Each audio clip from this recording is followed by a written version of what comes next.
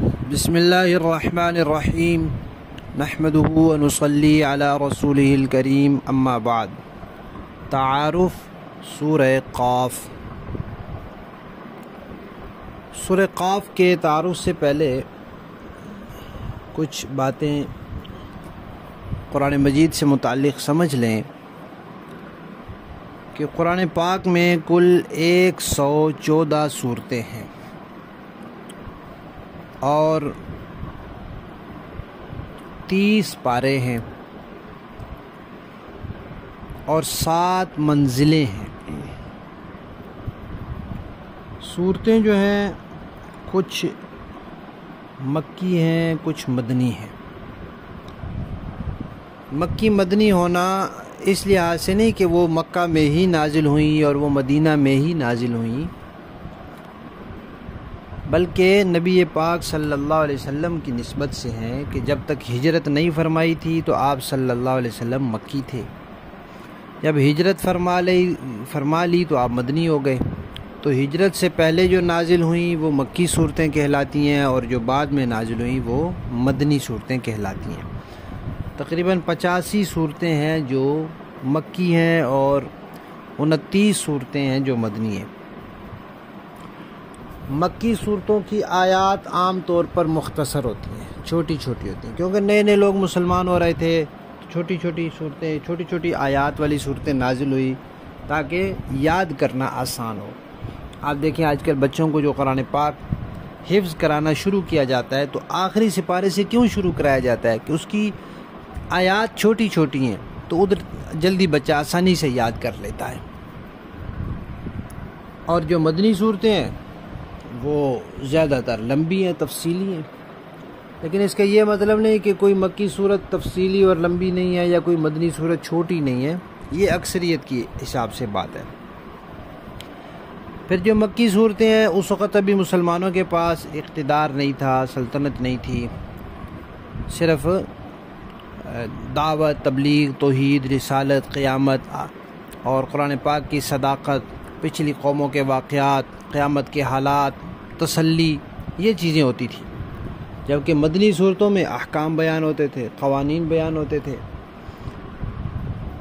فرائض کا تذکرہ ہے۔ اور ایک فرق یہ بھی لکھا علماء نے کہ جو مدنی صورتیں ہیں ان کا انداز بیان سادہ ہے، جبکہ جو مکی صورتیں ہیں ان کا انداز بیان بڑا اشتعارات اور تشبیہات والا ہے، کیونکہ وہاں قریش مکہ تھے اور وہ اپنے آپ کو بڑا فصاحت اور بلاغت کے اونچے مقام پر سمجھتے تھے۔ تو بہرحال یہ تقسیم ہے مکی مدنی صورتوں کی۔ پھر قرآن پاک میں جو صورتیں ہیں ان کی 4 قسمیں ہیں۔ سب سے پہلی قسم ہے لمبی صورتیں، یہ کل 7 صورتیں ہیں، سورہ بقرہ سے سورہ توبہ تک، سورہ فاتحہ کو اس میں شامل نہیں کیا۔ اس کے بعد دوسرے نمبر پر ہیں مئین صورتیں، جن میں 100 یا 100 سے کچھ زیادہ یا 100 سے کچھ کم آیات ہیں۔ تیسرے نمبر پر ہیں مثانی صورتیں، جن میں 100 سے کافی کم آیات ہیں۔ اور چوتھے نمبر پر ہے مفصلات صورتیں، جن میں چھوٹی چھوٹی آیتیں ہیں، زیادہ تر چھوٹی چھوٹی آیتیں ہیں۔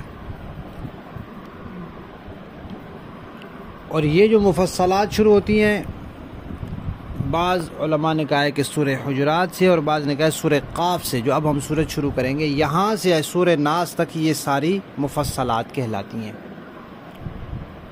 پھر ان مفصلات کی بھی 3 قسمیں ہیں، ایک ہے طوال مفصل، ایک ہے اوساط مفصل اور ایک ہے قصار مفصل۔ طوال مفصل جو ہیں وہ سورہ قاف سے لے کر سورہ بروج تک ہے، اور اوساط مفصل وہ سورہ طارق والسماء والطارق سے لے کر سورہ بینہ تک، لم یکن بھی جسے کہتے ہیں، اور اس کے بعد سورہ زلزال سے لے کر قل اعوذ برب الناس تک یہ قصار مفصل ہے۔ اب فجر میں اور ظہر میں طوال مفصل صورتوں کا یا اتنی مقدار قرآن پاک کا پڑھنا سنت ہے، یعنی سورہ قاف سے لے کر سورہ بروج تک جو صورتیں ہیں یہ پڑھی جائیں، یا کہیں اور سے اگر قرآن پاک پڑھا جائے ابتدائی سپاروں میں سے تو اتنی مقدار پڑھا جائے جتنی مقدار کی یہ صورتیں ہیں۔ یہ فجر میں بھی اور ظہر میں بھی۔ عصر اور عشاء میں اوساط مفصل کا پڑھنا مسنون ہے، یعنی سورہ بینہ سے، سورہ طارق سے لے کر سورہ بینہ تک یہ جو صورتیں ہیں یہ پڑھی جائیں، یا کہیں اور سے پڑھا جائے تو اتنی مقدار میں پڑھا جائے۔ اور مغرب میں قصار مفصل کہ سورہ زلزال سے لے کر سورہ ناس تک یہ پڑھنا چاہیے، یا اتنی مقدار قرآن پاک کی پڑھی جائے، یہ تو مسنون ہے، سنت ہے۔ اگر کوئی اس کو کرے گا تو سنت کا ثواب ملے گا، اور نہیں کرے گا تو سنت کا ثواب نہیں ملے گا۔ پھر قرآن پاک میں 7 منزلیں ہیں، تاکہ کوئی بندہ قرآن پاک 7 دن میں ختم کرنا چاہے تو 7 منزلیں پڑھ لیں، ہر دن 1 منزل، اور کوئی 1 مہینے میں ختم کرنا چاہے تو 1 پارہ روزانہ پڑھے تو 30 دن میں ختم ہو جائے گا۔ تو وہ 7 منزلیں، پہلی ہے سورہ فاتحہ سے شروع ہوتی ہے، اور دوسری سورہ مائدہ سے شروع ہو جاتی ہے، تیسری پھر 11ویں پارے میں سورہ یونس سے شروع ہو جاتی ہے، چوتھی 15ویں پارے میں سورہ بنی اسرائیل سے، پانچویں جو ہے وہ 19ویں پارے میں سورہ شعراء سے، اور چھٹی جو ہے پھر وہ سورہ صافات، اور 7ویں یہاں سے شروع ہوتی ہے جہاں سے ہم نے یہ پڑھنا ہے سورہ قاف سے۔ تو یہ 7 منزلیں ہیں، تو یہاں سے گویا قرآن پاک کی 7ویں منزل شروع ہو رہی ہے۔ اسی طرح قرآن پاک کے پارے ہیں 30 پارے۔ یہ پارہ جو ہے یہ فارسی زبان کا لفظ ہے، اس کا معنی ہے ٹکڑا، حصہ۔ تو یہ 30 حصے ہیں قرآن پاک کے، یہ بھی عام جو لوگ عربی نہیں جانتے، معنی مفہوم نہیں جانتے، ان کی سہولت کے لیے بنائے گئے ہیں تاکہ 1 مہینے میں قرآن پاک پورا پڑھ سکیں۔ اور اسی طرح یہ جو رکوع ہے قرآن پاک میں 540 رکوع کہا جاتا ہے، تو یہ جو علامت لگی ہے یہ بھی ان لوگوں کے لیے لگی ہے جن کو قرآن پاک کا معنی مفہوم نہیں آتا، تو اب انہوں نے رکوع کرنا ہے تو کہاں کریں، رمضان میں تراویح میں قرآن سنانا ہے تو کہاں کریں، اور ویسے نماز میں پڑھنا ہے تو کہاں رکوع کریں۔ ایسا نہ ہو کہ معنی ابھی ادھورا چل رہا ہو، واقعہ ادھورا چل رہا ہو تو رکوع کر دیں۔ تو اس لیے یہ رکوع بنائے گئے، آئین کے نشان لگائے کہ یہاں پہنچ کے آپ نماز میں رکوع کر سکتے ہیں۔ تو اس لیے علماء کرام نے لکھا ہے کہ نماز میں ادھورا رکوع نہ پڑھا جائے، پورا پڑھا جائے، چاہے 2 رکعتوں میں پورا کر لیں لیکن پورا کریں، ادھورا نہ چھوڑیں، ایسا نہ ہو کہ معنی میں کوئی اونچ نیچ ہو جائے۔ ہاں جو لوگ معنی سے واقف ہیں وہ بے شک جہاں معنی پورا ہو وہاں رکوع کر سکتے ہیں۔ یہ تو چند باتیں تھیں قرآن پاک کی صورتوں سے، سپاروں سے اور منزلوں سے متعلق۔ اب بات ہے سورہ قاف سے متعلق جو ہم شروع کر رہے ہیں۔ اس کا نام ہے سورہ قاف، اور اس کا پہلا حرف بھی قاف ہے۔ تلاوت کی ترتیب میں اس کا نمبر ہے 50، اس سے پہلے 49 صورتیں ہیں، اور جو نزول کی ترتیب ہے اس میں اس کا شمار ہے 34، اس سے پہلے 33 صورتیں نازل ہو چکی تھیں۔ اس صورت میں 3 رکوع ہیں، 45 آیات، 376 کلمات اور 1525 حروف ہیں۔ پیچھے جو صورت گزری ہے اس میں تذکرہ آیا تھا کچے ایمان والوں کا، دیہاتیوں کا، منافقین کا۔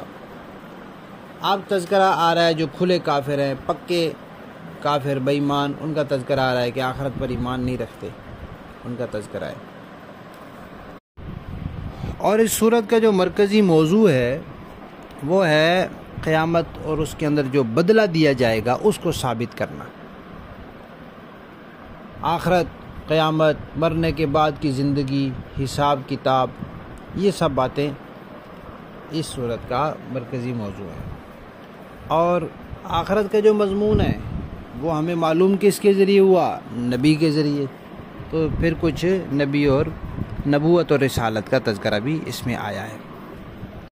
سورت کے فضائل کے بارے میں یہ روایات منقول ہے کہ نبی پاک صلی اللہ علیہ وسلم جمعے کی نماز میں اور عید کی نماز میں اکثر یہ سورت پڑھا کرتے تھے،